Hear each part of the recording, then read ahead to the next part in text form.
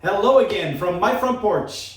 Hello from me and my beard. See, I got my beard trying to come in here. Now it's still, it's only about a week or so into it. You can kind of see a little bit of sunlight catches there. I was with my parents a little bit yesterday, and we were talking about the No Shave November, and I'm going to try to see how it looks, and we were going to take a picture together. And I said, but I was disappointed that neither of you said anything about it because I don't normally have a beard. and my mom goes, "Oh, well, I didn't even realize you had one there," because there was a comment about it being so white, this. And then my dad's like, "Yeah, you want me to get a black marker and darken that in for you there?"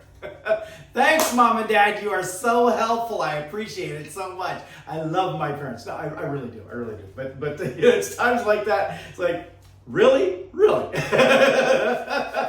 So anyway, what I wanted to chat about today, because when I do these episodes, especially the ones where it's just me, but even when I have other guests, there's still a lot of talking, but when it's just me talking, because it's just me talking. Otherwise, we'd just be sitting here doing nothing, which has its merits. And in fact, that's the point of this episode: silence, the sound of silence.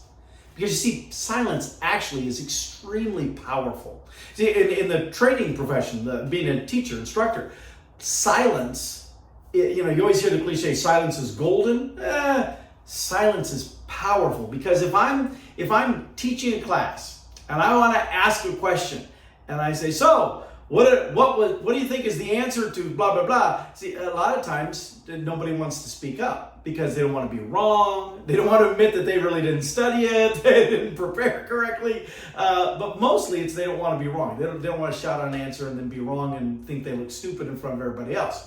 And so as teachers, oftentimes, will be like, we'll ask a question, and then right away there's nobody jumping right in with it. And so we're like, all right, well, we'll just move on. But see, the problem with that is you don't actually push the participants, the learners, to actually engage, to actually become invested. They become passive learners because they know the teacher is just going to just keep on going. If nobody responds, the teacher just keep on going because they want to keep going with their lessons. But you can, as an instructor, you can do a delicate balance of that, where you use the power of silence, but you use it to your advantage. Now, this might be a little interesting because just as I started filming this, the neighbor next door started mowing his lawn. So the silence may not be quite so solid here. Great timing, thank you. But it's the 7 seconds of silence, the 7-second silence rule. And try to say that real fast. But the point is that silence makes people uncomfortable in that context, especially when a question is asked and nobody speaks up. It creates an awkwardness, a silence. And if you let that play out at least 7 seconds, there's a very good chance that somebody in the room is going to become so uncomfortable that they will offer an answer. Oftentimes, more than one person starts to raise their answer, and now the teacher catches that and goes, "Okay, you," and then you, and then you, and so it's a manipulation tactic, but it's intended to try to pull people in, to keep them from just sitting back and being passive, and it works effectively really well. I will demonstrate it here. So, okay, and it has to be a meaty question. I can't just say, "So, what." Is it warm enough for you today? Or what color is the sky? Those are easy, quick, rapid, you can shoot back and answer. So it's got to be something a little meatier, and maybe something that somebody is a little uncertain about how they should respond. And so I'm going to ask a very pointed question, but then I'm going to demonstrate the 7 seconds of silence. Okay? Now, so what do you think is the best solution to fix the economy?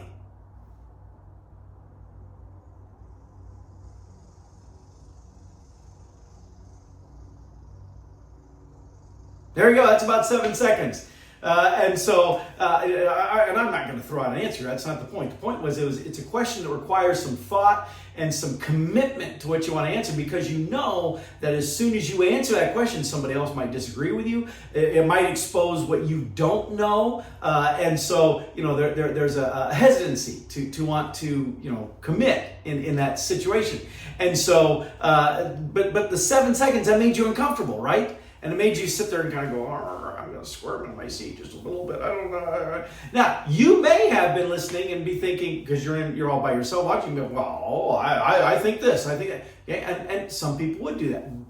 But in most cases, in a room setting, except for the teacher's pet kind of person, or the one that wants to be the know-it-all, and spout everything off, others in the room generally are more reserved, and they're less wanting to shout stuff out like that. And so it's a tactic that allows you to, again, pull things out of people.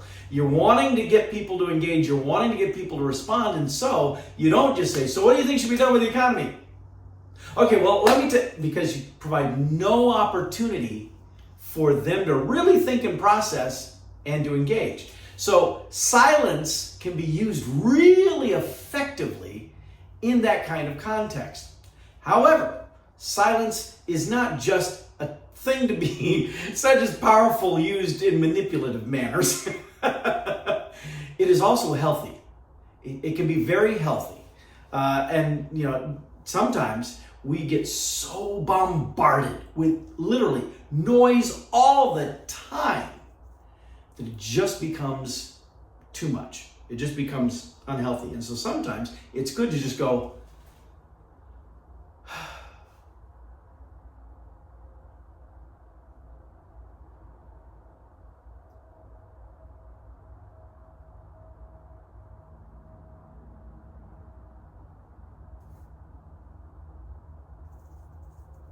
see, now that was about 7 seconds as well.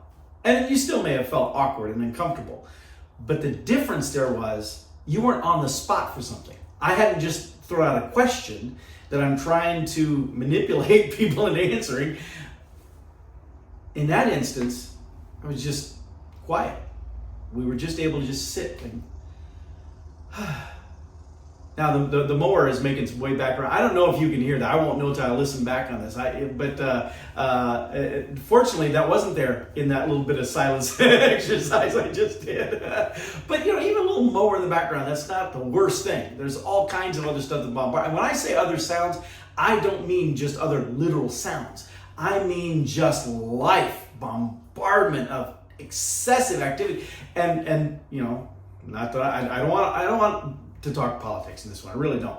But the reality is we just had our presidential election and that whole big election cycle, and people were bombarded in the mail, on the TV, on the telephone, text messages, emails. It was just nonstop. And unfortunately, the overwhelming majority of it was negative, was attack, was and not even political attack, but vicious personal attack, which that's not my it's not my thing. I don't like that.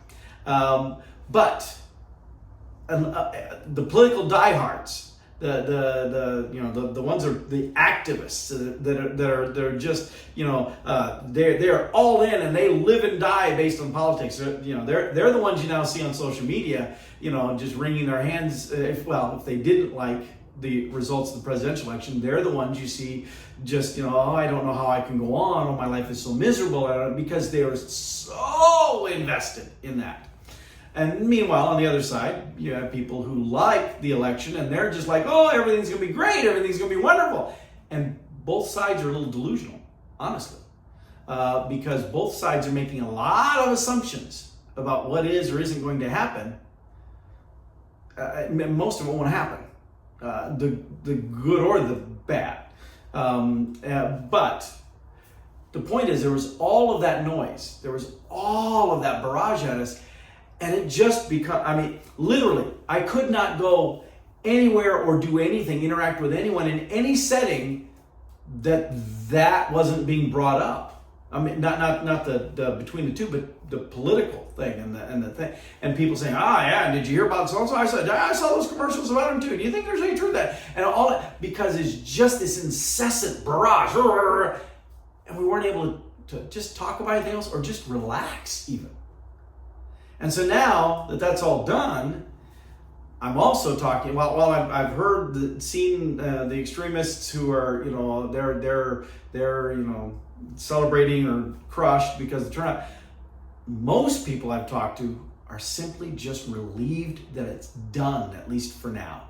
They know it's not going to be long before the next round starts up, but right now, I don't have to be barraged by that. And that is healthy. It is also refreshing.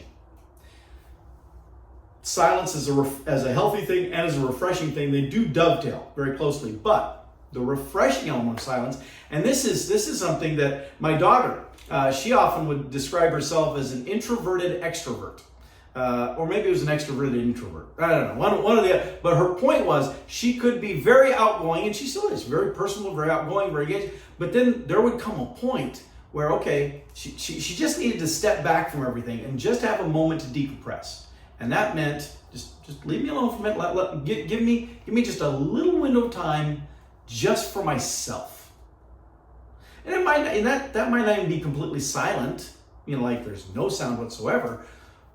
But without all of the barrage of everything, I just need to step back for a minute and just, get my head back, back in line, calm down, just relax.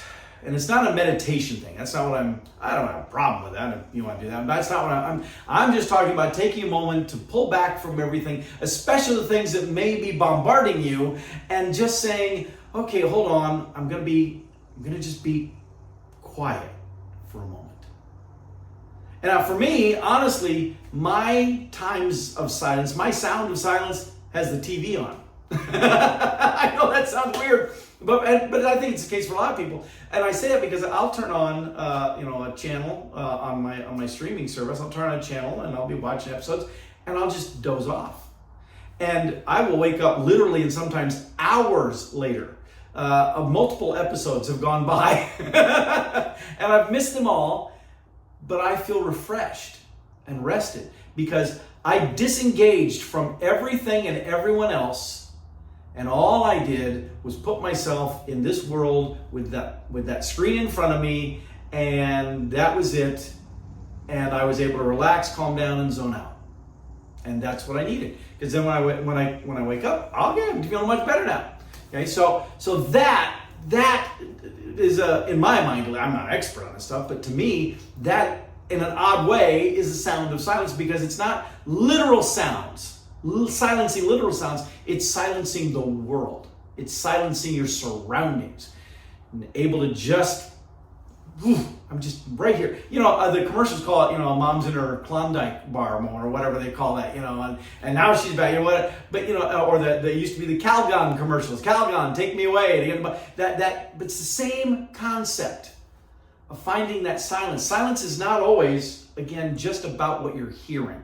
Silence is also what's going on in your brain, what's going on in your heart.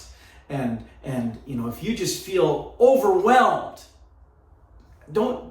first of all, don't feel bad. We all feel that way sometimes. We all get overburdened and overwhelmed. The best thing you can do is to seek silence, because it is powerful, it's healthy, and it's refreshing. But it's, again, not just your ears. It's not just putting in earplugs and going, okay, I'm better now. No. It's taking that time to find peace. Put everything, all the commotion aside, and just be yourself. My experience has been, and I have worried about a lot of stuff in my lifetime.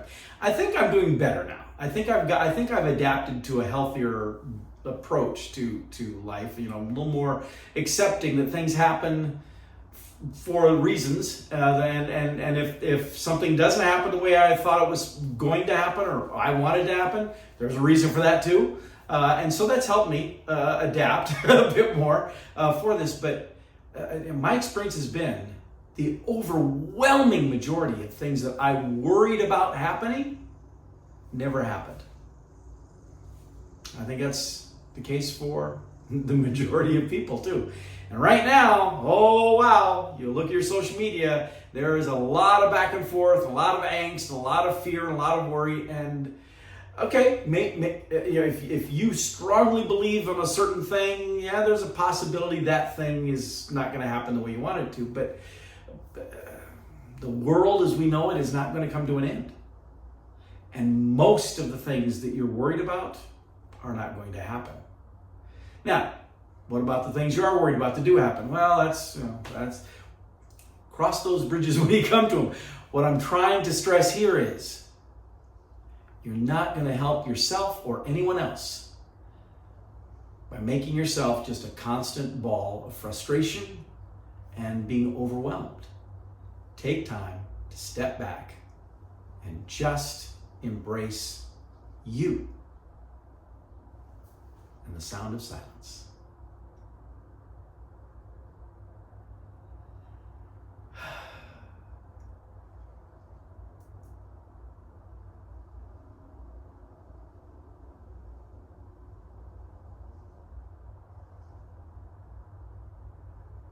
See?